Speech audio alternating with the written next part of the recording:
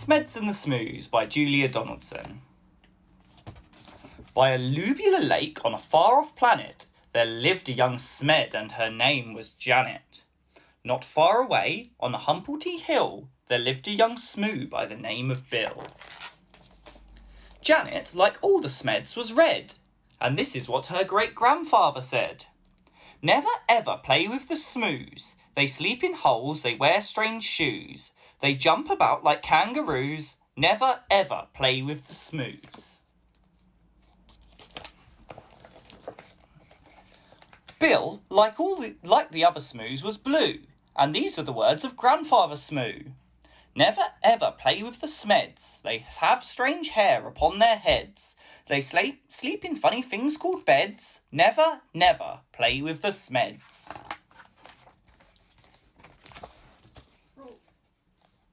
The Smeds on their lake liked nothing better than splashing about getting wetter and wetter.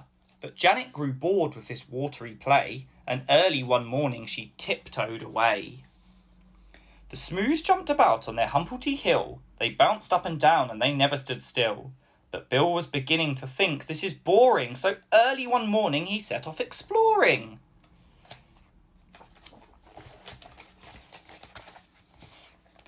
Janet met Bill in the Wurpler wood, where the trockless trees grew and the glompoms smelled good. The two rubbed antennae and played all day long. She told him a story, he sang her a song. And then they climbed up to the top of a gerberry coot and nibbled its juicy and jellyful fruit. Till who should disturb them but Grandfather Smed, shaking his fist as he angrily said, Never, never play with a Smoo, they're such a nasty shade of blue. For the 100th time I say to you, never ever play with a Smoo. Grandfather Smoo was close behind, and Grandmother Smoo was close behind, and this is how she spoke her mind. Never, never play with a Smed, they're such a dreadful shade of red. I'll say again what I've always said, never, never play with a Smed. Years went by on the far-off planet. Janet missed Bill and Bill missed Janet, but off they crept whenever they could to sing and play in the Wurpler wood. The two of them grew and decided to wed, but what do you think their grandparents said? Never, never marry a Smoo. They're a beastly bunch, they're a crazy crew. They drink black tea, they eat green stew. Never, never marry a Smoo. Never, never marry a Smed, my dearest child, are you off your head? They drink pink milk, they eat brown bread. Never, ever marry a Smed.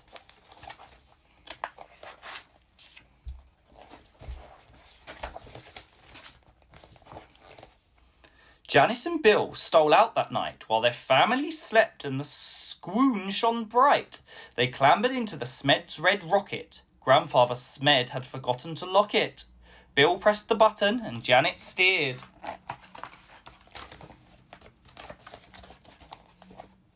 When their families woke, they had both disappeared. The Smed said, your Bill must have stolen our Janet and taken her off to a distant planet.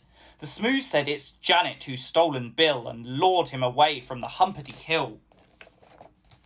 The Smoos climbed into their rocket of blue, and they said to the Smeds, you'd better come too. Suspicious and scowling, they soared into space. They reached planet Vumjum, a dry, dusty place. The Vums had long arms which they waved in the air, but they didn't have news of the runaway pair. The next stop was Lurgstrop, covered in roses and watered by beasts with small eyes and long noses. They touched down on Grimbletosh, coated in grime. They searched planet Glurch and found nothing but slime. One morning the Smoos found they'd run out of tea, so the Smeds shed their milk, which was pink as could be. Then Grandfather Smed said, my hair needs a trim, and Grandmother Smoo kindly cut it for him. They landed on Skloop, where the Skloopies wore kilts. They flew to Kabloo, where the Clabs walked on stilts. They searched all year long, and they searched longer still, but they didn't find Janet, they didn't find Bill. Alas, said the Smoos, and the Smed said, alack, we have failed in our quest, we had better turn back. So they turned and they flew home to their very own planet, and far down below they saw Bill and Janet. The rocket touched down, they ran out of wood where the trockles grew tall and the glue bombs smelled good. And there in a glade by the rocket of red were the runaway Smoo and the runaway Smed. They'd got lost and flown home again, only to find that all of the others had left them behind. There was joy, jam and jumping. Then Janet said, maybe you'd like to make friends with our... Then Janet said, maybe you'd like to make friends with our dear little baby. A baby? A red one? A blue one? But no.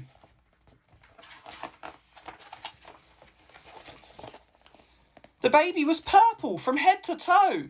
They all hugged the Smoo Smed, their new baby brother, and Grandpa and Gran even hugged one another. They laughed and they splashed and they danced with delight, and they played with that baby from morning till night. They made him a rattle, they made him a flute, they fed him the fruit of the gerberry coot.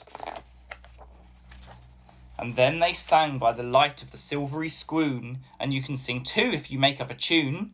Play with the Smeds and play with the Smoos. Play with whichever friends you choose. Then close your eyes, and while you snooze, dream of the Smeds and dream of the Smoos.